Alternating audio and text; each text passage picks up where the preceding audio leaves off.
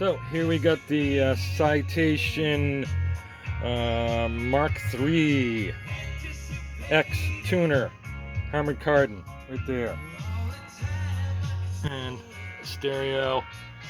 So this came in, nothing was really working, so tested all the tubes, replaced a couple of tubes, and then found there were a couple of overheated electrolytic coupling capacitors in this stereo decoder, which is an option for this particular tuner, and then tracked it down to a very weak stereo output signal coming to the front selector, which is over there in the back, and found out that there were two 2.2 microfarad coupling caps from the decoder to the rest of the stereo attached there.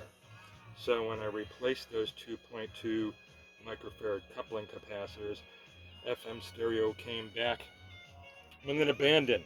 So pretty happy about that.